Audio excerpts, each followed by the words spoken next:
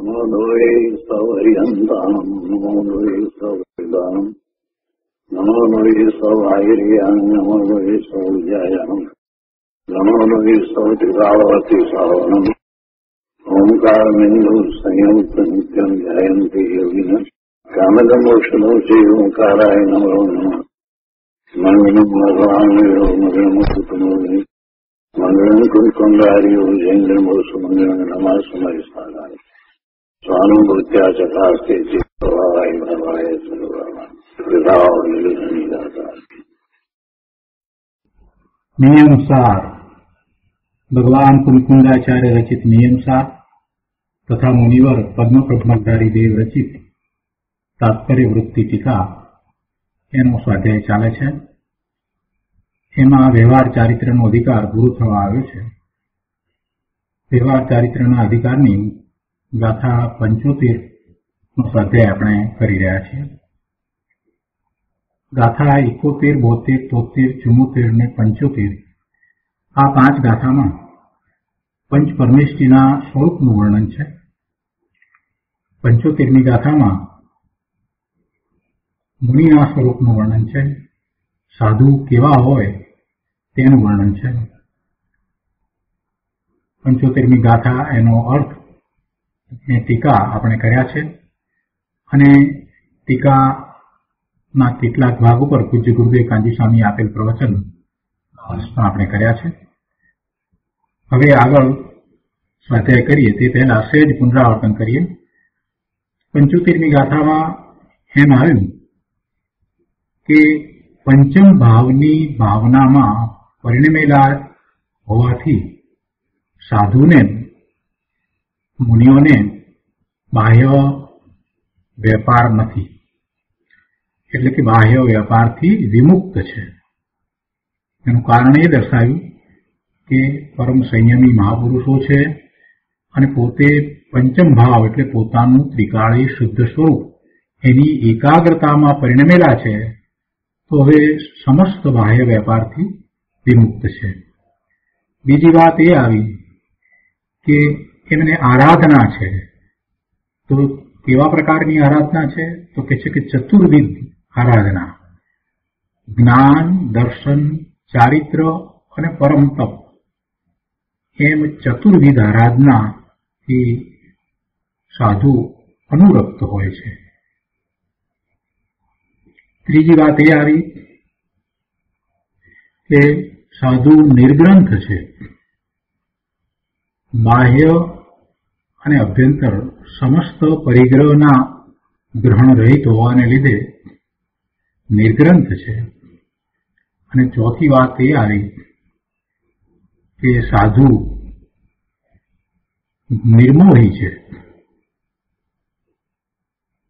કેવી રીતે નિર્મોહી છે? તો કે છે કે મિથ્યા દર્શન, મિથ્યા જ્ઞાન અને મિથ્યા ચારિત્રનો અભાવ હોવાથી સમસ્ત મોહનો એમણે નાશ કર્યો છે, એવા નિર્મોહી છે. અને પછી એમ કહ્યું કે એવા સાધુઓ મુક્તિ સુંદરીની અનુપમતા અવલોકવામાં આતુર બુદ્ધિવાળા છે.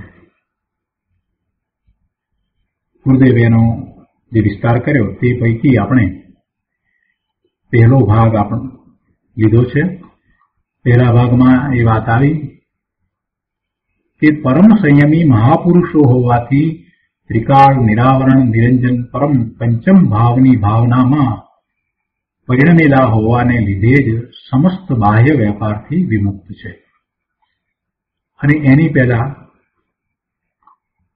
ગુરુદેવે સાધુ સંબંધીની બીજી ઘણી વાતો સમજાવી.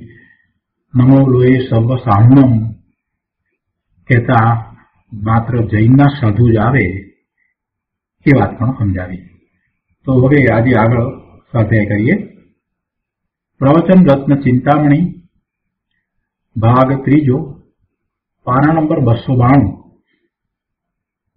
એમાં ત્રીજા પેરેગ્રાફમાં કહે છે કે સાધુ સમસ્ત બાહ્ય વ્યાપારથી પ્રવિમુક્ત કેમ છે? તો કહે છે કે તેઓ નિર્વિકલ્પ અખંડ ત્રિકાળી પંચમ ભાવની ભાવનામાં પરિણમેલા છે. જો એ પરિણમેલા છે એટલે કે એ અવસ્થા રૂપે થયેલા છે. પંચમ ભાવની ભાવના એટલે કે પોતાનું ત્રિકાળી શુદ્ધ દ્રવ્ય એમાં એકાગ્રતા, અને એવી એકાગ્રતા થઈ છે એવી એમની દશા છે. એટલે કે છે કે તેઓ એટલે સાધુઓ નિર્વિકલ્પ અખંડ ત્રિકાળી પંચમ ભાવની ભાવનામાં એટલે એકાગ્રતામાં પરિણમેલા છે. એ અવસ્થા રૂપે થયેલા છે. અને તેને લીધે જ, આ કારણે જ સાધુને સમસ્ત બાહ્યનો વેપાર છૂટી ગયો છે. તેમને વિકલ્પનો વેપાર પણ છૂટી ગયો છે. તેથી ખરેખર તો તેઓ પંચમહાવ્રતના વિકલ્પથી પણ વિમુક્ત છે. વિકલ્પ નથી, પોતે પંચમ ભાવની ભાવનામાં પરિણમેલા છે. આવી અદભુત દશા હોય ત્યારે પછી વિકલ્પનો વેપાર ક્યાંથી હોય? વિકલ્પ નથી, પંચમહાવ્રતના વિકલ્પ પણ નથી. વિતરાગે કહેલું સ્વરૂપ બહુ સૂક્ષ્મ છે. ગુરુદેવ કહે છે કે પોતે ધ્રુવ નિત્ય અલૌકિક પરમાત્મા છે. તેની ભાવનામાં પરિણતિને પરિણમાવતા એટલે કે પોતાની એવી દશા રૂપે વર્તતા, પોતે ધ્રુવ નિત્ય અલૌકિક પરમાત્મા છે. તેની ભાવનામાં પરિણતિને પરિણમાવતા અર્થાત નિત્ય ધ્રુવ ભગવાન આત્મા છે. તેની ભાવનામાં, તેની એકાગ્રતામાં વર્તમાન દશાને પરિણમિત કરતા સાધુ બાહ્ય વેપારથી છૂટી ગયા છે. અહીંયા અસ્થિતિ અને નાસ્તિતિ બંને રીતે વાત કરી છે. નિર્મળ પરિણતિ પ્રગટ થઈ એટલે બાહ્યનો એટલે વિકલ્પનો વ્યાપાર બંધ થઈ ગયો. અસ્થિતિ તો નિર્મળ પરિણતિ પ્રગટ થઈ છે, અને નાસ્તિતિ કહેવું હોય તો એમ કહેવાય કે સઘળો બાહ્ય વેપાર બંધ થઈ ગયો.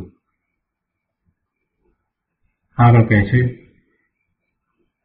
કે જેણે પરમ આનંદની પૂર્ણ પ્રાપ્તિ કરવી છે તેણે તો આવી આરાધના કરવી પડશે. જેણે પરમ આનંદની પૂર્ણ પ્રાપ્તિ કરવી છે તેણે તો આવી આરાધના કરવી પડશે. એટલે કે આવી મુનિ દશા અંગીકાર કરવી પડશે. માત્ર બાહ્ય નહીં, પરંતુ મુનિરાજની જે સાધુની જે અંતરંગ દશા છે એની અહીંયા તો વાત કરી છે. એવી દશા એને કરવી પડશે. દર્શન, જ્ઞાન, ચારિત્ર અને તપની આરાધના. અને આરાધના થાય કઈ રીતે? પોતાના સ્વરૂપનું લક્ષ્ય કરીને જ્યારે એ પરિણમે છે એવી એની જ્યારે દશા થાય છે ત્યારે એવી આરાધના થાય છે. ગુરુદેવ કહે છે કે જેણે પરમ આનંદની પૂર્ણ પ્રાપ્તિ કરવી છે, મુક્તિની પ્રાપ્તિ કરવી છે, તેણે તો આવી આરાધના કરવી પડશે. મતલબ કે ત્રિકાળ આનંદ સ્વરૂપ આત્મામાં લીન થાય તેને પરમ આનંદની પ્રાપ્તિ થાય અને તેની મુક્તિ થાય.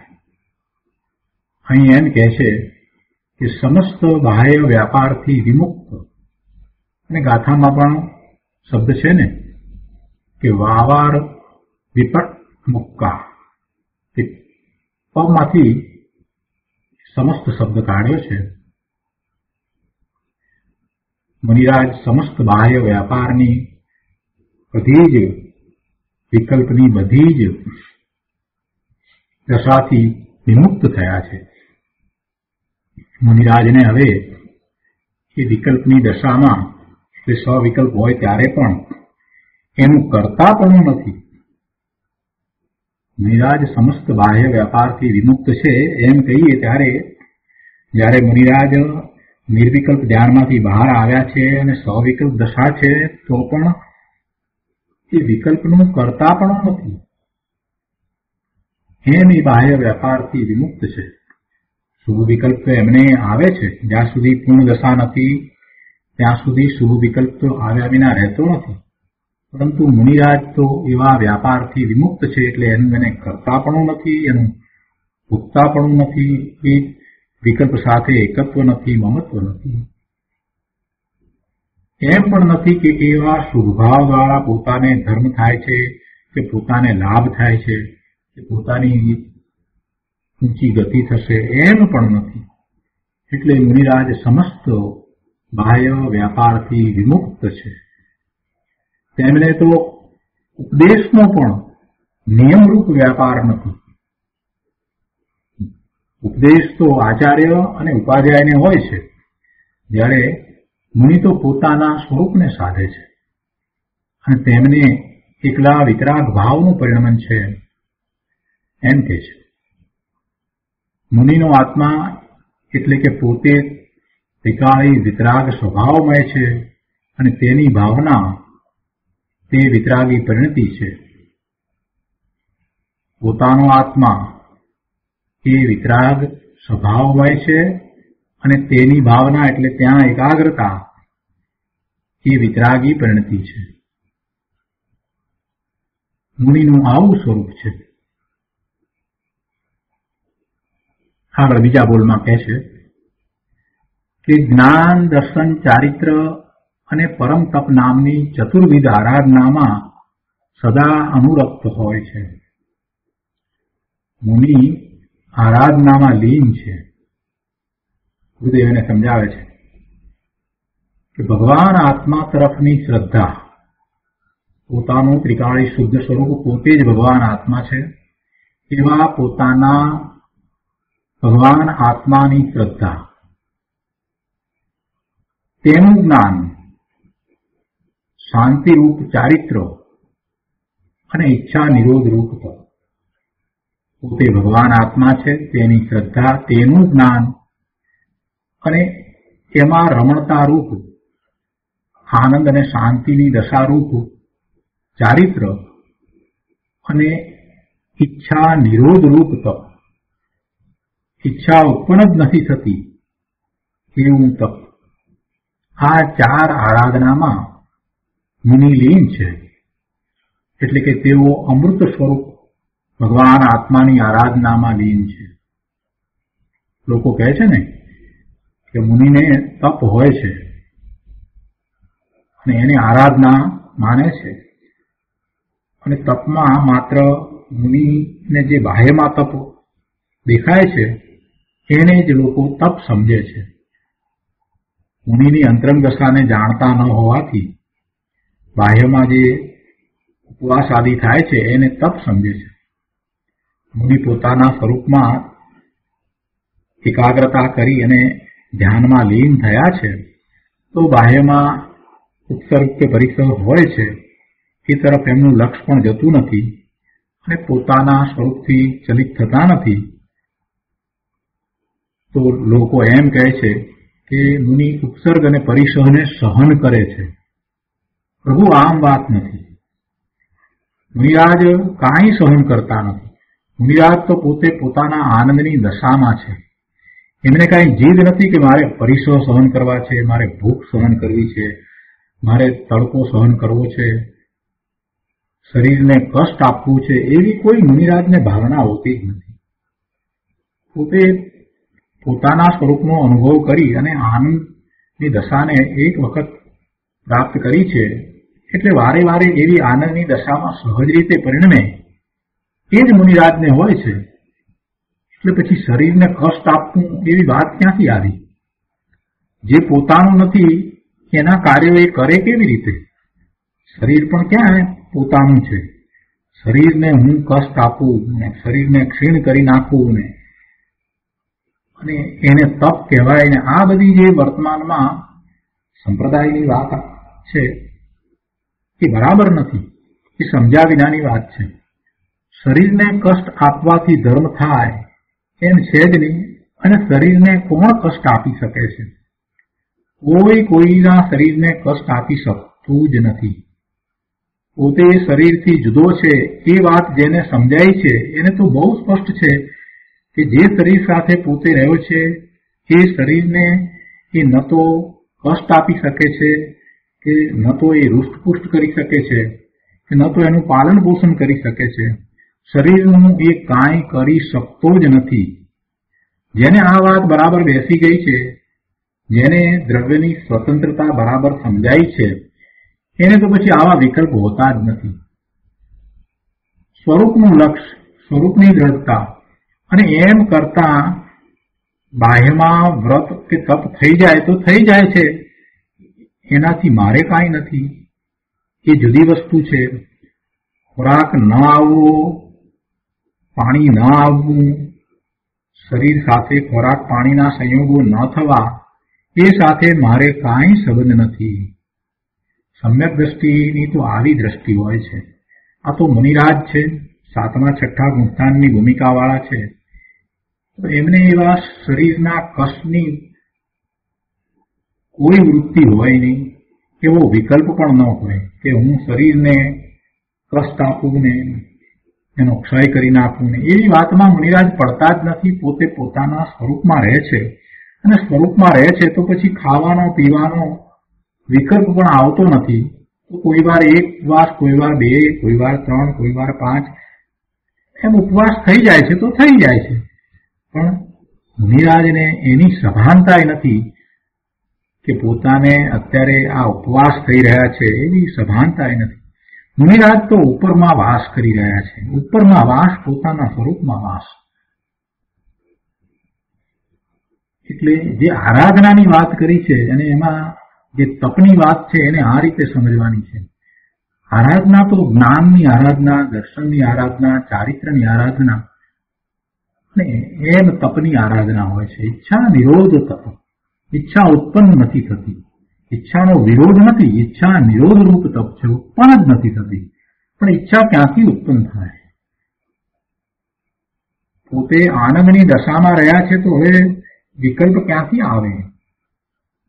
બહાર આવ્યા છે છતાંય જે અંતરમાંથી સુખ પ્રગટ થયું છે એને અનુભવ્યું છે એટલે હવે બીજી બાહ્યમાંથી કાંઈ પ્રાપ્ત કરવાની ઈચ્છા થતી જ નથી અને સહજપણે 5 ઇન્દ્રિયોના વિષયને એ જીતી લે છે. અંદરમાંથી એક વખત આનંદ, સુખ, શાંતિની દશા પ્રગટ થાય એટલે પછી બાહ્યમાંથી આવતા ઇન્દ્રિયજનિત સુખની કોઈ ખેવના, ઈચ્છા, આકાંક્ષા, અભિલાષા, મહેચ્છા રહેતી જ નથી. અહીંયા કહે છે કે ભગવાન આત્મા તરફની શ્રદ્ધા, એ દર્શન, એવા ભગવાન આત્માનું જ્ઞાન, એ જ્ઞાન અને એવા પોતાના સ્વરૂપના જ્ઞાન દર્શન રૂપ એકાગ્રતા અને એમ કરતા જે શાંતિ અને આનંદનો અનુભવ એ ચારિત્ર અને એમ થતા કોઈ ઈચ્છાની ઉત્પત્તિ નથી થતી એવું ઈચ્છા નિરોધ રૂપ તપ. આ 4 આરાધનામાં મુનિ લીન છે એટલે કે તેઓ અમૃત સ્વરૂપ ભગવાન આત્માની આરાધનામાં લીન છે. તેથી દુનિયા ધર્મ પામે કે ન પામે એવો વિકલ્પ કહે છે કે મુનિને છે જ નહીં. આત્માનું જ્ઞાન, આત્માનું દર્શન, આત્મચારિત્ર અને આત્મામાં વિશેષ ઉગ્ર પુરુષાર્થથી લીનતા એટલે તપ, આવી ચતુર્વિધ આરાધનામાં સાધુ સદા અનુરક્ત જ છે. અંદર પાઠમાં પણ છે ને, ચૌ વિહારા સત્યાગતા. એવી 4 આરાધનામાં મુનિ લીન હોય છે. કોઈએ પ્રશ્ન કર્યો કે સાધુ આરાધનામાં સદા અનુરક્ત હોય તો આહાર પાણી ક્યારે લે? ગુરુદેવ કહે છે કે ભાઈ, તેઓ ખરેખર તો આહાર પાણી લેતા નથી, એટલે કે આહાર પાણી તરફની એમની વૃત્તિ જ નથી. ગુરુદેવ કહે છે કે તેઓ ખાતા પણ નથી ને પીતા પણ નથી.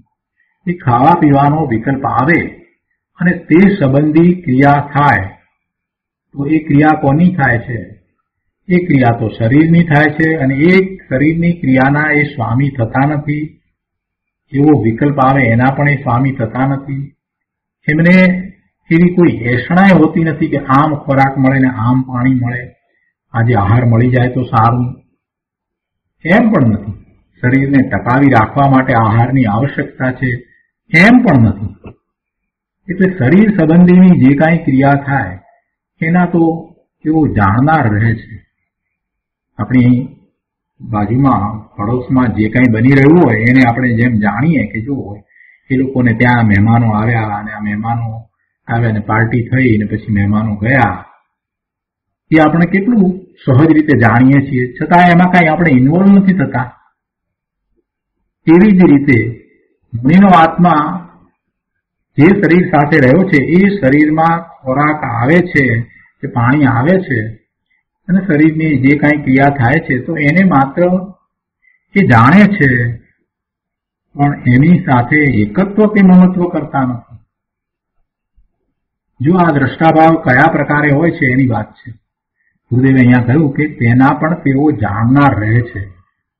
તો એ વાત ઉપરથી ગુરુદેવ આપણને એમ સમજાવે છે કે મુનિ તો માત્ર જ્ઞાતા દ્રષ્ટા છે.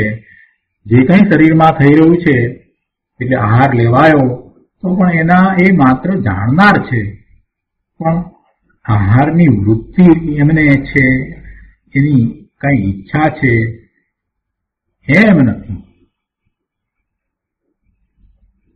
આવી મુનિરાજની વાત ચાલે છે. એટલે ગુરુદેવ કહે છે કે નમો લોહે સર્વ સાઉન્ડમની વ્યાખ્યા ચાલે છે. હો ભાઈ, આવા મુનિ હોય છે. જ્ઞાન, દર્શન, ચારિત્ર અને તપ એ 4 પ્રકારની આરાધનામાં તેના સેવનમાં લીન છે તે સાધુ છે. સાધયતી ઇતિ સાધુ, એવા સાધના કરવા વાળા સાધુ છે. પૂર્ણ સ્વરૂપની અંતરમાં સાધના કરે તે સાધુ. પોતાનું પૂર્ણ સ્વરૂપ છે ને એવા પૂર્ણ સ્વરૂપની અંતરમાં સાધના કરે તે સાચા સાધુ છે, તે સાચા સંત છે. આત્માનો યોગ જેણે સાધ્યો છે તે સાધુ છે. પણ એવું પૂર્ણ સ્વરૂપ અને પૂર્ણ સ્વરૂપની શક્તિ ધરનારો આત્મા સર્વજ્ઞ વિતરાગના માર્ગમાં જ હોય. માટે તેની સાધના કરનાર સાચા સાધુ સર્વજ્ઞ વિતરાગના માર્ગમાં જ હોય. બાકી અન્ય મતમાં એવા સાધુ ન હોય.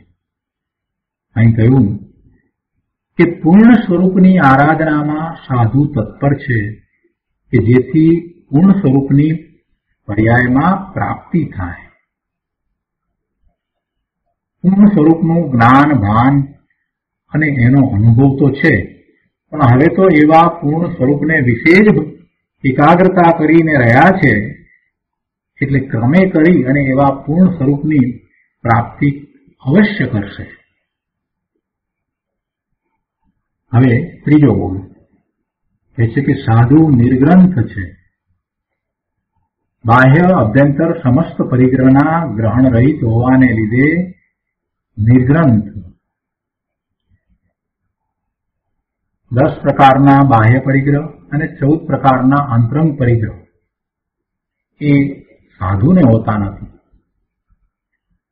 મુનિને બાહ્યમાં વસ્ત્રનો એક કટકો એક ધાગો ન હોય.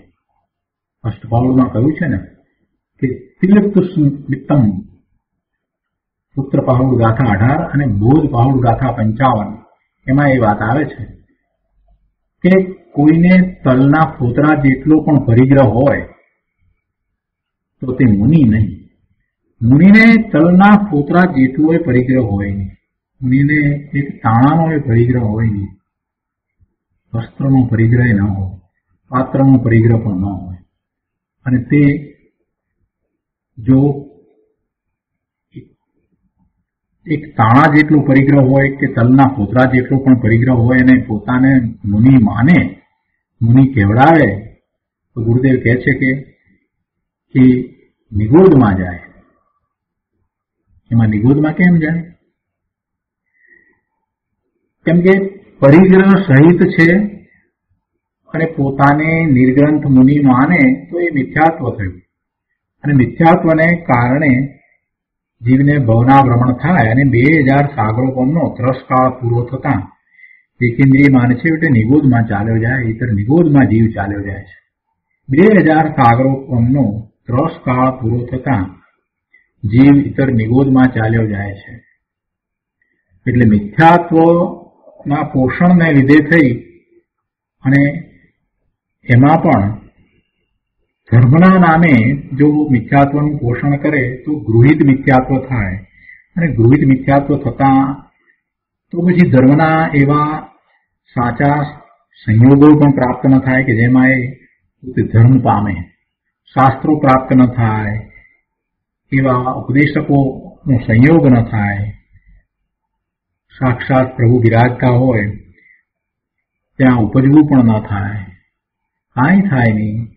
અને એ જીવને છેવટે પછી મિથ્યાત્વનું પોષણ કર્યું છે તો મિથ્યાત્વના પોષણ ચાલુ રહે એવા જ સંયોગો મળ્યા કરે, અને એમ કરતા કરતા એ નીચો પડતો છેવટે એ 2000 સાગરોપમનો ત્રસકાળ પૂરો કરી અને નિગોદમાં ચાલ્યો જાય, ઇતર નિગોદમાં ચાલ્યો જાય.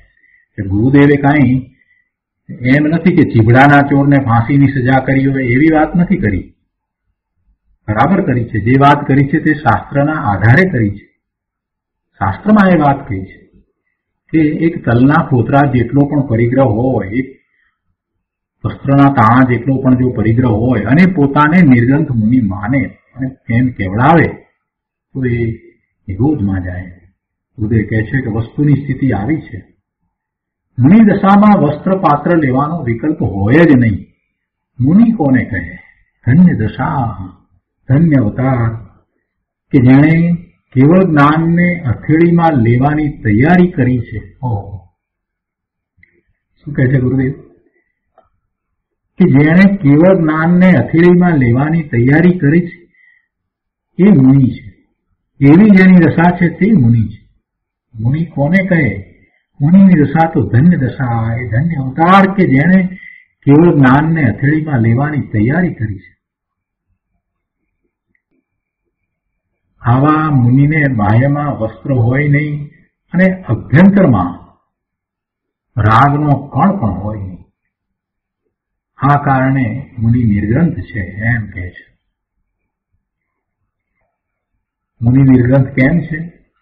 કેમ કે તેમને બાહ્ય તથા અભ્યંતર સર્વ ગ્રંથનો રાગ છૂટી ગયો છે.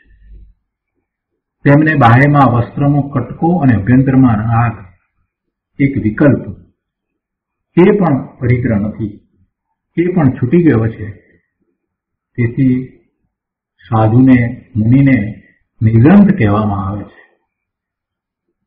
સાધુ નિર્ગ્રંથ છે એટલે સર્વ સાધુ નિર્ગ્રંથ છે. આચાર્ય ભગવાન પણ નિર્ગ્રંથ છે, ઉપાધ્યાય ભગવાન પણ નિર્ગ્રંથ છે, અને ગણધર ભગવાન પણ નિર્ગ્રંથ છે. સર્વ સાધુ નિર્ગ્રંથ છે, પણ એ જૈનના સર્વ સાધુ નિર્ગ્રંથ છે. આગળ ચોથો બોલ. સાધુ નિર્મોહ છે, સદા નિરંજન નિજ કારણ સમય સારના સ્વરૂપના સમ્યક શ્રદ્ધાન, સમ્યક પરિજ્ઞાન અને સમ્યક આચરણથી પ્રતિપક્ષ એવા મિથ્યા દર્શન, મિથ્યા જ્ઞાન અને મિથ્યા ચારિત્રનો અભાવ હોવાને લીધે નિર્મોહ છે. તો નિર્મોહ વાત તો એ કરવી છે, પણ નિર્મોહ પણ કઈ રીતે છે? તો કે છે કે મિથ્યા દર્શન, મિથ્યા જ્ઞાન અને મિથ્યા ચારિત્રનો અભાવ, મિથ્યાત્વનો અભાવ એને કારણે નિર્મોહ છે. અને આ મિથ્યા દર્શન, મિથ્યા જ્ઞાન અને મિથ્યા ચારિત્ર શું છે? તો કે છે કે કારણ સમય સારના સ્વરૂપના સમ્યક શ્રદ્ધાનથી પ્રતિપક્ષ વિપરીત. મિથ્યા શ્રદ્ધાન એટલે મિથ્યા દર્શન છે, સમ્યક પરિજ્ઞાનથી વિપરીત એટલે પ્રતિપક્ષ મિથ્યા જ્ઞાન છે, અને સમ્યક આચરણથી પ્રતિપક્ષ એટલે વિપરીત મિથ્યા ચારિત્ર છે. તો એવા મિથ્યાત્વ, મિથ્યા દર્શન, મિથ્યા જ્ઞાન અને મિથ્યા ચારિત્રનો અભાવ હોવાને લીધે સાધુ મુનિ નિર્મોહ છે. અને જે સમ્યક શ્રદ્ધા, સમ્યક પરિજ્ઞાન અને સમ્યક આચરણની વાત કરી તો એને માટે કહે છે કે પોતાનો આત્મા સદા નિરંજન છે, એ મલિનતા રહિત છે. એવું પોતાનો આત્મા નિજ કારણ સમયસાર એના સ્વરૂપના આ સમ્યક શ્રદ્ધા, સમ્યક પરિજ્ઞાન અને સમ્યક આચરણ છે. અને એનાથી વિપરીત પ્રતિપક્ષ એવા આ મિથ્યા દર્શન, મિથ્યા જ્ઞાન અને મિથ્યા ચારિત્ર છે. તો એનો વધુ વિસ્તાર કરતા ગુરુદેવ સમજાવે છે. ગુરુદેવ અહીંયા કહે છે કે સાધુ નિર્મોહ હોય છે, સદા નિરંજન એટલે ત્રિકાળ શુદ્ધ. અહીંયા એમ કહ્યું ને કે સદા નિરંજન નિજ કારણ સમયસાર. સદા નિરંજન નિજ કારણ સમયસાર એમ કહ્યું છે ને. તો પહેલી વાત છે સદા નિરંજન એટલે સદા એટલે ત્રિકાળ, ત્રણેય કાળે નિરંજન શુદ્ધ. આત્મા ત્રિકાળ શુદ્ધ છે. સદા નિરંજન નિજ કારણ પ્રભુના સ્વરૂપનું એટલે કે ત્રિકાળ પરમાત્મા સ્વરૂપનું. પોતે ભગવાન આત્મા ત્રિકાળ શુદ્ધ છે એનું આ વર્ણન છે. એટલે કે છે કે સદા નિરંજન એટલે નિજ કારણ પ્રભુના સ્વરૂપનું, ત્રિકાળ પરમાત્મા સ્વરૂપ ધ્રુવ એવા નિજ કારણ સમયસાર ના સ્વરૂપનું. શું? તો એનું સમ્યક શ્રદ્ધા તે સમ્યક દર્શન એવા કારણ સમયસારના સ્વરૂપનું. સમ્યક શ્રદ્ધા, સાચી શ્રદ્ધા તે સમ્યક દર્શન. સદા નિરંજન નિજ કારણ સમયસારના સ્વરૂપનું પરિજ્ઞાન તે સમ્યક જ્ઞાન. અને એવા નિરંજન ત્રિકાળી ભગવાન આત્માના સ્વરૂપનું સમ્યક આચરણ તે સમ્યક ચારિત્ર છે. આ ત્રણેય અર્થાત નિત્ય ત્રિકાળી ભગવાન આત્માના સ્વરૂપના સમ્યક શ્રદ્ધા, સમ્યક પરિજ્ઞાન અને સમ્યક આચરણ એ પરિણમન રૂપ છે. પોતાનું સ્વરૂપ તો એવું છે જ, પણ અહીંયા તો વાત લેવી છે પરિણમનની, પર્યાયની વાત કરવી છે કે જે પર્યાય મુનિએ પ્રગટ કરી છે. ભગવાન આત્માના સ્વરૂપના સમ્યક શ્રદ્ધા, સમ્યક પરિજ્ઞાન અને સમ્યક આચરણ એવું પરિણમન મુનિનું હોય છે. આત્માનું ધ્રુવ વિતરાગી સ્વરૂપ છે. જો શુદ્ધ સ્વરૂપ તો છે એ તો ધ્રુવ છે, પણ એનું એવું જ શ્રદ્ધા, એનું એવું જ જ્ઞાન અને એનું એવું આચરણ એ દશા જીવ પ્રગટ કરી શકે છે. એટલે એવું પરિણમન એને થાય છે. મુનિને અહીંયા એવું પરિણમન પ્રગટ થયું છે. હા, જે અંદરમાં પડ્યું છે એ પરિણમન રૂપ છે એમ કહીને ગુરુદેવ એમ સમજાવવા માંગે છે કે આવું પરિણમન મુનિને થયું છે. અંદરમાં તો શક્તિ રૂપે તો એ બધું પડ્યું જ છે, શક્તિ રૂપે પડ્યું છે, પણ અહીંયા તો એનું લક્ષ કરતા એવું જ પરિણમન એમને થયું છે. કોને? મુનિને, સાધુને. એ છે કે આત્માનું ધ્રુવ વિતરાગી સ્વરૂપ છે. એ તો છે, એ તો જગત આખામાં બધા જ જીવોનું ત્રિકાળ ધ્રુવ શુદ્ધ સ્વરૂપ તો છે. પણ એ છે એથી શું? એનું લક્ષ કરતો નથી, એને સ્વીકારતો નથી, એની પ્રાપ્તિનો કોઈ ઉપાય કરતો નથી. તો એવું સ્વરૂપ અંદરમાં પડ્યું છે એથી એને શું લાભ? આ જીવ અનાદિનો છે અને અનાદિથી એને એવા પોતાના ત્રિકાળ શુદ્ધ સ્વરૂપનો વિચાર પણ કર્યો નથી. એવા શુદ્ધ સ્વરૂપની કોઈએ વાત કરી, કોઈ ઉપદેશકે વાત કરી તો એને કાને પણ ધરી નથી. અને સમોસરણમાં જઈ આવ્યો અને ત્યાં બેસીને પ્રભુએ એ વાત કરી તો એ વાતને પણ એને ગણકારી નથી, એ વાતનો પણ એને રસ પડ્યો નહીં, એટલે એનો વિચાર કર્યો નહીં. એ વાતનો એને વિચાર ના કર્યો, એને એમાં રસ જ ના પડે. પોતાના ત્રિકાળી શુદ્ધ સ્વરૂપની વાતમાં એને કાંઈ રસ પડ્યો નહીં, એનું લક્ષ કર્યું નહીં, એને ખૂબ દુર્લક્ષ સેવ્યું. માટે તો એ ભવના ભ્રમણ કરી રહ્યો છે. એટલે વિતરાગી શુદ્ધ ધ્રુવ સ્વરૂપ તો છે, એ તો અનાદિનું પડ્યું છે, પણ એનું પરિણમન એની અહીંયા તો વાત છે કે આત્માનું ધ્રુવ વિતરાગી સ્વરૂપ છે.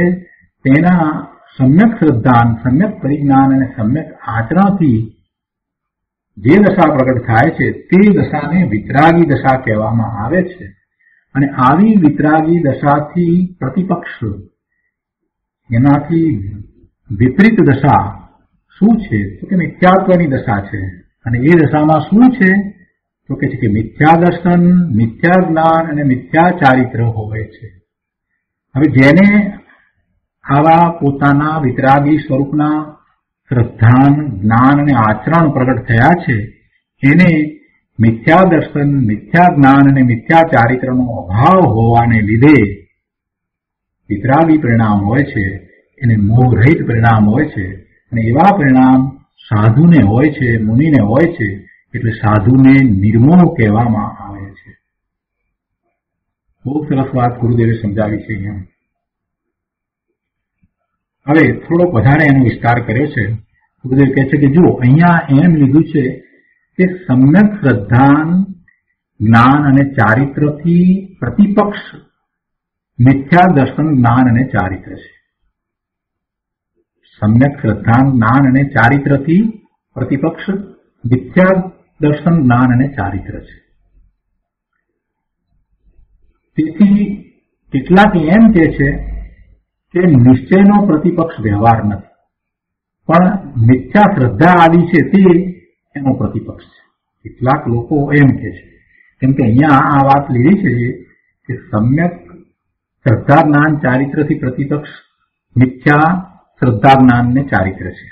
એમ જયારે વાત લીધી તો કેટલાક લોકો એમ કહે છે કે નિશ્ચયનો પ્રતિપક્ષ વ્યવહાર નથી, પણ મિથ્યા શ્રદ્ધા, જ્ઞાન, ચારિત્ર એનો પ્રતિપક્ષ છે. ગુરુદેવ કહે છે કે પણ ભાઈ, અહીંયા જે વાત કહી છે, અહીંયા જે વાત કહી છે એ બીજી વાત છે, એ બીજી વાત છે. અહીંયા જે દર્શાવવું છે એ મુનિરાજે જે નિર્મોહ દશા પ્રગટ કરી છે એની વાતને દર્શાવવી છે. તો નિર્મોહ સમજાવ્યો તો એમાં આ મોહના કારણરૂપ મિથ્યા દર્શન, જ્ઞાન અને મિથ્યા ચારિત્રનો અભાવ છે એમ સમજાયું. અને એ મિથ્યા દર્શન, જ્ઞાન અને ચારિત્ર જે છે એનો અભાવ કઈ રીતે થયો છે? તો કે છે કે એને સમ્યક શ્રદ્ધાન, સમ્યક જ્ઞાન અને સમ્યક ચારિત્ર પ્રગટ થયું છે એટલે થયો છે. એટલે અહીંયા વાત તો આ પ્રકારે છે, અહીંયા આ રીતે વાત લીધી છે. એટલે એમાં નિશ્ચયનો પ્રતિપક્ષ વ્યવહાર નથી એવી એકાંતે માન્યતા જે કરીને બેઠા છે ને એમને ગુરુદેવ સમજાવે છે કે ભાઈ અહીંયા વાત આ બીજી રીતે છે. અને જે ગાથા 3માં નિયમસારની ત્રીજી ગાથામાં વાત આવી ને, નિયમસાર શબ્દનો અર્થ કર્યો, તો એમાં નિયમ જે કર્યો અને પછી સાર એમ બે શબ્દની વ્યાખ્યા કરી. તો નિયમ એટલે જે નિશ્ચયથી કરવા યોગ્ય છે તે, અને સાર જયારે કહ્યો તો એમાં એમ કહ્યું કે વ્યવહારથી, એમાં વ્યવહારનો વિકલ્પ જે છે એનો પણ અભાવ બતાવ્યો, એટલે જેમાં એ વ્યવહાર પણ નથી એમ સારનો અર્થ કર્યો. તો ત્યાં ત્રીજી ગાથામાં વિપરીતના પરિહાર અર્થે સાર પદ યોજેલું છે. એ રીતે ત્યાં વાત કરી છે. એટલે કે પ્રતિપક્ષ એવો વ્યવહાર એ નિશ્ચય રહિત છે. ત્રીજી ગાથામાં વિપરીતના પરિહાર અર્થે સાર પદ યોજેલ છે એમ જે કહ્યું છે, અર્થાત પ્રતિપક્ષ એવા વ્યવહારથી નિશ્ચય રહિત છે, નિશ્ચય વ્યવહારથી રહિત છે એ વાત ત્યાં કહી છે. વ્યવહારનું ફળ અને વ્યવહાર એ બંનેથી નિશ્ચય પ્રતિપક્ષ છે એમ જે કહ્યું છે તે બીજી વાત છે. એ ત્યાં ત્રીજી ગાથામાં તો વ્યવહારના વિકલ્પનો અભાવ બતાવીને નિશ્ચય બતાવવો છે. ત્યાં તો વ્યવહારના વિકલ્પ રહિત નિશ્ચય બતાવવો છે. એટલે નિયમ સારમાં સાર શબ્દનો અર્થ એ રીતે કર્યો છે કે જેમાં વિપરીતનો પરિહાર થાય છે. એટલે કે નિશ્ચયથી વિપરીત વ્યવહારનો પરિહાર સમજાવવો છે. એ રીતે ત્યાં અર્થ છે. જ્યારે અહીંયા તો સાધુએ નિર્મૂળ દશા પ્રગટ કરી છે તો તેની સામે આવા મિથ્યા દર્શન જ્ઞાન ચારિત્રનો ભાવ એનો અભાવ થયો એમ કેવું છે. એટલે બંને જગ્યાએ વાત જુદી છે. એટલે એમ ન કહેવાય કે નિશ્ચયનો પ્રતિપક્ષ વ્યવહાર નથી, એમ ન કહેવાય. ત્યાં ત્રીજી ગાથામાં એ વાત લીધી છે ને, ત્યાં સ્પષ્ટ શબ્દમાં એ વાત લીધી ને, વિપરીતના પરિહાર અર્થે સાર શબ્દ સાથે પ્રયોજવામાં આવ્યો છે. નિયમ સાર જો હજી વધારે વિસ્તાર કર્યો છે. નિયમ સારની જે વાત લીધી છે એવી રીતે સમય સારમાં પણ સાર શબ્દ પડે છે. તો એની વાત પણ ગુરુદેવે અહીંયા સાથે લીધી છે. બહુ સરસ વાત છે. ઘણી સ્પષ્ટતા થઈ જાય એવી બધી વાત ગુરુદેવે અહીંયા કરી છે.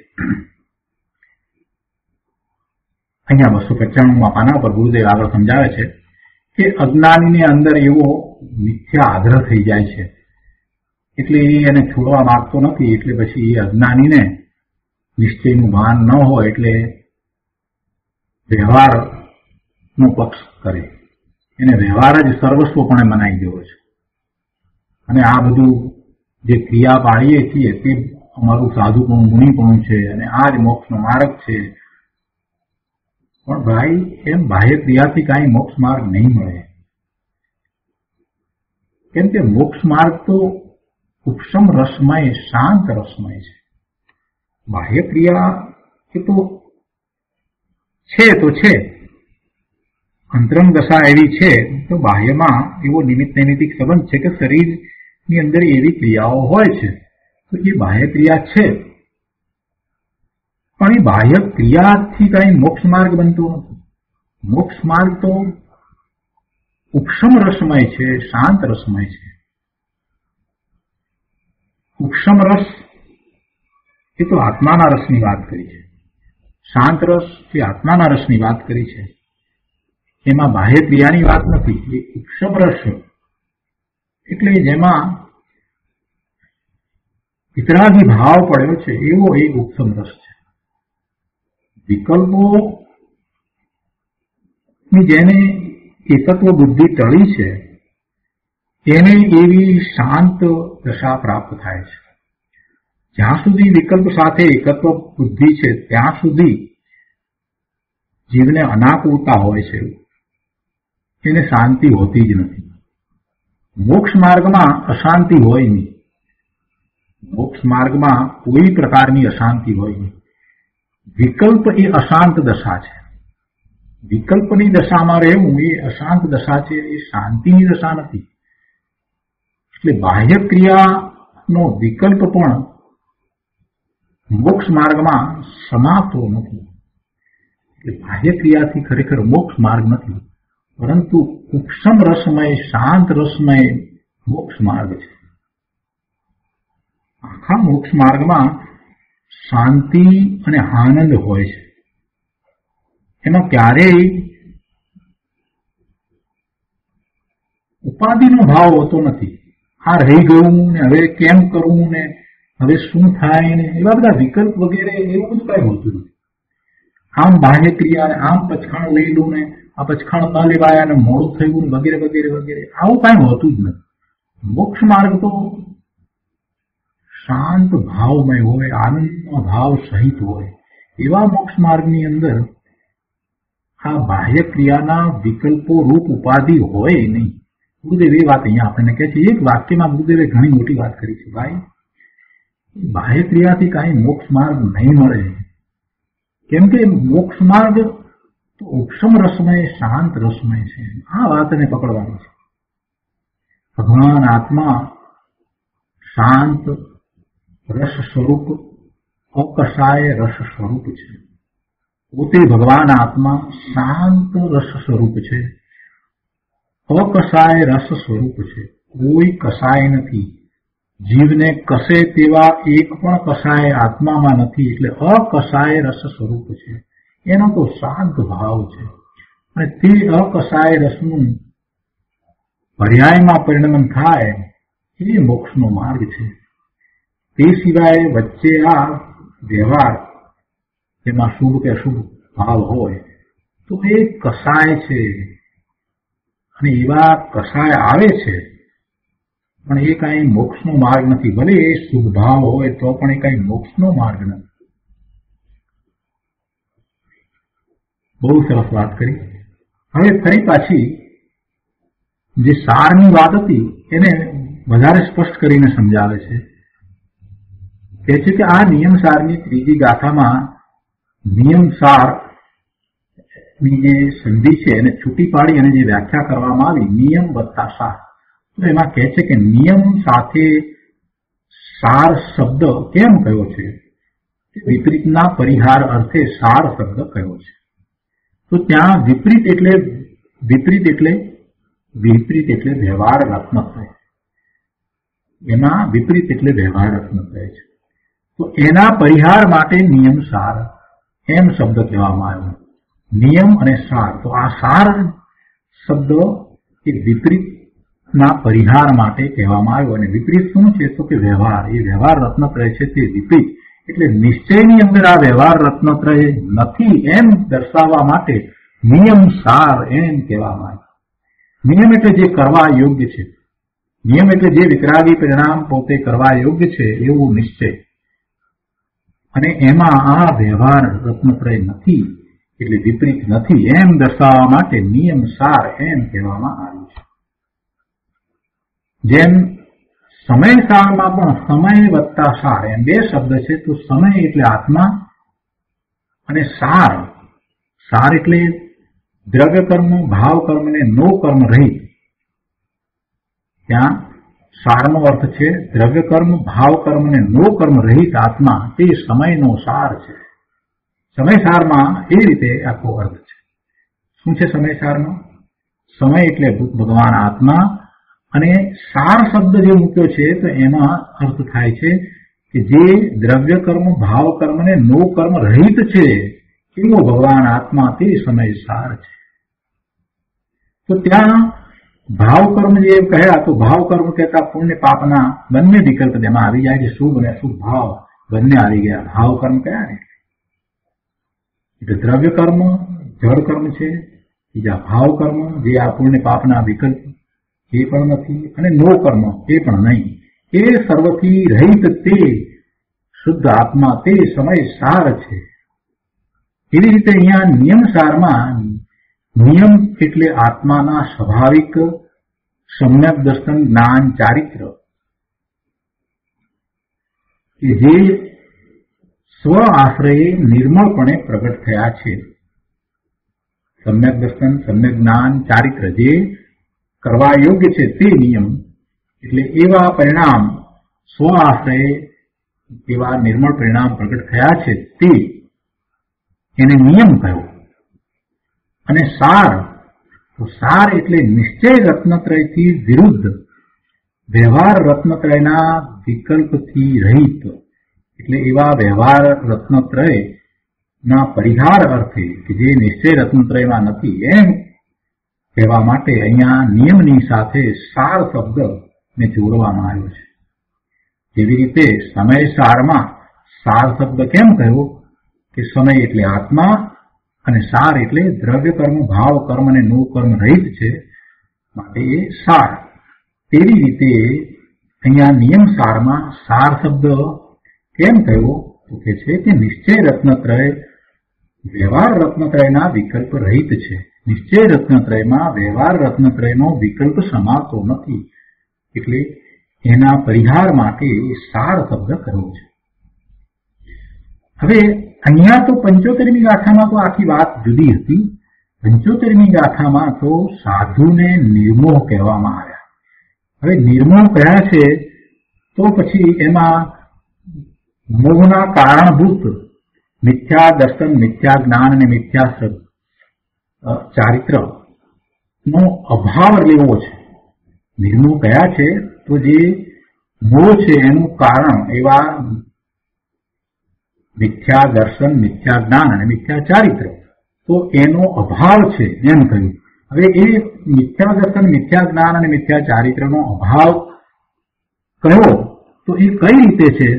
તો પછી એમાં એમ કહ્યું કે સમ્યક દર્શન, સમ્યક જ્ઞાન અને સમ્યક ચારિત્ર ને લીધે છે એમ સમજાવવું છે. એટલે કે છે કે અહીંયા 75મી ગાથામાં તો સાધુને નિર્મોહ કહેવા છે. તેથી સમ્યક દર્શન આદિથી પ્રતિપક્ષ જે મિથ્યા દર્શન આદિ છે એમ લીધું છે. ગુરુદેવ કહે છે કે શાસ્ત્રના અર્થ કરવામાં પોતાનો પક્ષ સ્વાર્થ પોષવો અર્થાત બીજો અર્થ કરવો, વિપરીત અર્થ કરવો, આ તો મહાન અર્થ છે ભાઈ. એવા અર્થ ગમે તેમ અર્થ ન કરાય. વિપરીતતાથી જીવને પોતાનું નુકસાન થશે. વિપરીત અર્થ કરતા જીવને પોતાને નુકસાન થશે. અજ્ઞાનીને એની ખબર નથી કે શાસ્ત્રના અર્થને પોતે પોતાની મતિ કલ્પનાએ કોઈક કારણથી કરશે અથવા તો કોઈ સંપ્રદાયની બુદ્ધિએ કરશે તો એમાં નુકસાન તો એને થશે. સંપ્રદાયને પોષવા જશે તો સંપ્રદાય કઈ એનાથી પોષાય છે એવું છે નહીં. નક્કામાનો શુક્રા એ સંપ્રદાયની બુદ્ધિએ શાસ્ત્રના વિપરીત અર્થ કરી રહ્યો છે.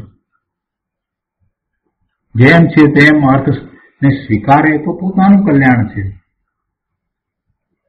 એકના એક શાસ્ત્રને જુદા જુદા સંપ્રદાય વાળા જુદી જુદી રીતે એના અર્થ ગ્રહણ કરી અને મૂલવે છે તે ઠીક નથી થયું. જેમ છે તેમ જ એના અર્થ કરવા જોઈએ. કેમ કે માત્ર સંપ્રદાયને માટે, સંપ્રદાયની બુદ્ધિએ સંપ્રદાયને પોષવા માટે અમુક પ્રકારે એવા અર્થ કરવામાં આવે તો નુકસાન તો ભાઈ એવા અર્થ કરનારનું થશે કે બીજા કોઈનું થશે? એ વાત કરે છે. અહીંયા આગળ કહે છે કે આવા પરમ નિર્વાણ સુંદરીની સુંદર સેંથીની શોભારૂપ કોમળ કેસરના રજપુંજના સુવર્ણ રંગી અલંકારને, કેસર રજની કનક રંગી શોભાને અવલોકવામાં કૌતૂહલ બુદ્ધિ વાળા તે બધાએ સાધુઓ હોય છે. અર્થાત પહેલા કહેવામાં આવ્યું તેમ પૂર્વોક્ત લક્ષણ વાળા મુક્તિ સુંદરીની અનુપમતા અવલોકવામાં આતુર બુદ્ધિ વાળા બધાએ સાધુઓ હોય છે. ગુરુદેવ કહે છે કે પૂર્ણ આનંદની દશાને અવલોકવામાં પ્રાપ્ત કરવામાં આતુર બુદ્ધિ વાળા મુનિ હોય છે. અર્થાત બધાએ સાધુઓ પૂર્ણ આનંદની પ્રાપ્તિરૂપ મુક્તિને અવલોકવામાં કૌતૂહલ બુદ્ધિ વાળા હોય છે. પણ કંઈ પૂર્ણ થશે અને અમે સ્વર્ગમાં જઈશું અથવા લોકો અમને માનશે, પૂજશે, એવી ભાવના મુનિને હોતી નથી. જૈનના બધાએ સાચા સાધુઓ આવા હોય છે અને બીજે તો એવા સાધુ હોતા નથી. એટલે જ્યારે એમ કહ્યું કે નમો લોહે સર્વ સાહુણમ, તો એમાં અન્યમતના સાધુ આવતા નથી. બધાએ કયા, પણ બધા એટલે જૈનના સાધુની જ વાત છે, જે આવા લક્ષણ વાળા છે, એવા વિતરાગી પરિણતિ વાળા સાધુની વાત છે. છતાંય કોઈએ પ્રશ્ન કર્યો છે કે નમો લોહે સર્વ સાહુણમમાં અન્યમતના પણ સાધુ ગણશો ત્યારે જ સાધુની સંખ્યા પૂર્ણ થશે ને? અરે ભલા ભગવાન, તારે શું કરવું છે? કઈ સંખ્યા પૂરી કરવી છે? આટલું સમજાવે છે તો એ ગાંડો થયો છે. ફરીથી ગુરુદેવ સમજાવે છે કે ભાઈ એ સંખ્યા તારે ક્યાં શું પૂરી કરવી છે? અરે એને ગણ્યા કે અન્ય મતના સાધુને તારે અંદર ગણીને શું કામ છે? જે સાધુ જ નથી, અન્ય મતના સાધુ તો મિથ્યા દ્રષ્ટિ છે, તેને શું સાધુપણા ન ગણીએ? અહીં તો ચોથા કે પાંચમા ગુણસ્થાન વાળા પણ સાધુ પદમાં ગણાતા નથી. ચોથા પાંચમા ગુણસ્થાને છે, સમ્યક દ્રષ્ટિ છે, એને પણ આપણે તો સાધુ કહેતા નથી. કેમ કે હજી નિર્ગ્રંથ મુનિ થયા નથી તો સાધુ પણ ક્યાંથી હોય? પછી અન્ય મતના સાધુની જે મિથ્યા દ્રષ્ટિ છે, સમ્યક દર્શન પણ નથી, એની વાત જ ક્યાં રહી? ખોટા એવા અર્થ ન કરવા. નમો લોહે સર્વ સાહુણમ એટલે લોકના સર્વ સાધુ. તો ભાઈ સાધુની વ્યાખ્યા તો સમજ પેલા. સાધુ કોને કયા? જે 7મા 6ઠા ગુણસ્થાને છે એ સાધુ છે. જે બાહ્યમાં 28 મૂળ ગુણ સહિત નગ્ન દિગંબર એવું બાહ્ય દ્રવ્યલિંગ ધરાવે છે અને અંતરંગમાં આત્માના પ્રચુર સંવેદન સહિત ભાવલિંગ ધરાવે છે, એ સાચા સાધુ છે. જે નિર્ગ્રંથ છે એ સાધુ છે. એવું નથી તો પછી સાધુપણું ક્યાંથી આવે? ભારતમાં નાગા બાવાની જમાત હોય છે, નગ્ન બાવા એવા હોય છે, એવા બધા ધૂની દખાવીને બેઠા હોય તો બધા સાધુ થઈ જાય? નગ્નપણું એટલે કઈ સાધુપણું? એમ સાધુપણું હોય નહીં ભાઈ. નગ્નતા એ કઈ સાધુપણું નથી. બાવા થઈ ગયા એટલે સાધુ થઈ ગયા એમ નથી. ઘરમાંથી બહાર નીકળી ગયા અને બાવા થઈ ગયા એટલે સાધુ કહેવાય? એવી વાત નથી. સમ્યક દ્રષ્ટિ અને અંતરંગ દશા પણ એવી 7મા ગુણસ્થાનની જે પ્રગટ કરે છે એવા 7ને 6ઠે જુડતા સાધુ હોય છે. સાધુની તો શું વાત થાય? ગુરુદેવ સાધુની મુનિની વાત કરતા કરો તો કેવો વિસ્તાર કરે છે. કહે છે કે સાધુ તો અતિન્દ્રિય આનંદની સેવા સ્વરૂપનું આરાધન કરે છે. તેની આરાધનામાં જ તત્પર લીન છે અને તેમને અહીં સાચા સાધુ કહેવામાં આવે છે. પુરુષાર્થ સિદ્ધિ ઉપાયમાં કહ્યું છે ને કે જેટલા સાધુના ગુણ કયા છે, એમના ભાવ જે કયા છે, તે બધાનો એક દેશ ભાગ એટલે અંશ શ્રાવકને પણ લાગુ પડે છે. શ્રાવક કોને કહીએ? સમ્યક દ્રષ્ટિ હોય તે શ્રાવક હોય. સમ્યક દર્શન વિના કઈ શ્રાવક પણ હોતું નથી. 5મા ગુણસ્થાનની દશા છે શ્રાવકની. તો 12 વર્ષધારી શ્રાવક હોય, સમ્યક દ્રષ્ટિ હોય. શું કે છે? પુરુષાર્થ સિદ્ધિ ઉપાય અમૃતચંદ્રાચાર્ય ભગવાનનો ગ્રંથ છે, અદભુત ગ્રંથ છે. તો એમાં એક વાત કરી છે કે જેટલા સાધુના ભાવ કયા છે, સાધુના ગુણ કયા છે, તે બધાનો એક દેશ ભાગ એટલે અંશ શ્રાવકને પણ લાગુ પડે છે. તેથી શ્રાવકને પણ નિશ્ચય રત્નત્રય પ્રગટ થયા છે કે નહીં?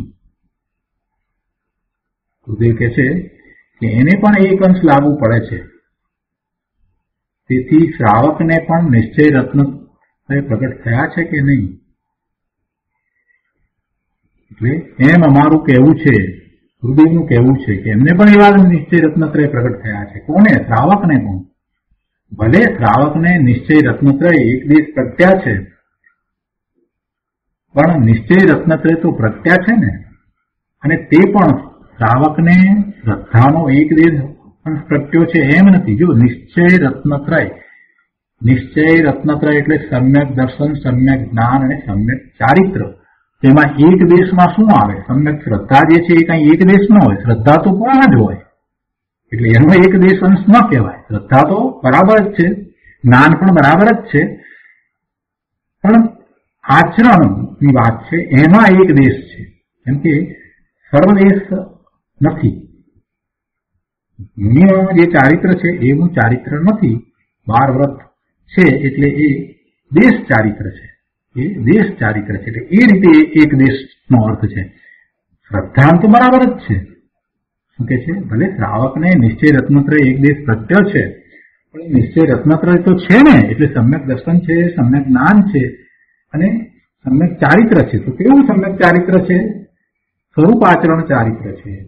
અને 4થા ગુણસ્થાનની દશામાં તો માત્ર સ્વરૂપ આચરણ ચારિત્ર છે. એટલે જેટલો સમય પોતાના સ્વરૂપને વિશે રહે છે એટલું જ ચારિત્ર છે, એટલું જ નિશ્ચય ચારિત્ર છે. અને 5મા ગુણસ્થાનની દશામાં એથી વિશેષ છે, પણ કઈ બાહ્ય ચારિત્ર જે છે, 12 વ્રત જે છે એ ચારિત્રની વાત નથી. અંતરંગ દશાની વાત છે, એવા નિશ્ચય ચારિત્રની વાત છે. તો એવું નિશ્ચય ચારિત્ર અહીંયા એમ કે છે કે શ્રાવકને છે તો એમાં એક દેશપણું છે. બાકી જે નિશ્ચય સમ્યક દર્શન, સમ્યક જ્ઞાન એ તો બરાબર જ છે, એમાં કઈ એક દેશપણું નથી. એ વાત ગુરુદેવ અહીંયા સમજાવે છે કે ભલે શ્રાવકને નિશ્ચય રત્નત્રય એક દેશ પ્રગટ્યા છે, પણ નિશ્ચય રત્નત્રય તો પ્રગટ્યા છે ને. અને તે પણ શ્રાવકને શ્રદ્ધાનો એક દેશ અંશ પ્રગટ્યો એમ નથી, આચરણનો એક દેશ અંશ પ્રગટ્યો છે. આચરણમાં એક દેશ અંશ છે. શ્રદ્ધા જ્ઞાન તો બરાબર જ છે, કેમ કે એક દેશ અને સર્વદેશ એ આચરણના ભાગ છે. આચરણમાં એવા ભેદ પડે, એક દેશ અને સર્વદેશ. શ્રદ્ધાના એવા ભેદ નથી પડતા. સમ્યક દર્શન એટલે શ્રદ્ધાના એક દેશ અને સર્વદેશ એમ નથી હોતું. મુનિને સર્વદેશ સંકિત છે અને શ્રાવકને એક દેશ એક અંશે સંકિત છે, એમ છે ને? ના, કારણ કે સંકિતના એવા ભેદ નથી. સંકિત તો બરાબર જ છે બંનેને, પણ ચારિત્રની વાત છે એટલે આચરણના એવા ભેદ છે. એક દેશ અંશ તો આચરણનો છે. તો અહીંયા તો ગુરુદેવને એ કહેવું હતું કે શ્રાવકને પણ એવો એક દેશ અંશ પ્રગટ થયો છે, જે સાધુને પ્રગટ થયું છે એનો એક દેશ અંશ શ્રાવકને પણ હોય છે. ચોથા ગુણસ્થાને સમ્યક દ્રષ્ટિ છે એને પણ એવો અંશ હોય છે. તો આ રીતે આપણે આ 75મી ગાથા અહીંયા પૂરી કરીએ છીએ. એ પછીથી મુનિરાજ એક કળશ કહે છે, કળશ 106, એનો સ્વાધ્યાય આપણે આવતી વખતે લઈશું. આજનો સ્વાધ્યાય અહીંયા સુધી રાખીએ છીએ. હવે સુખધામ બોલીએ.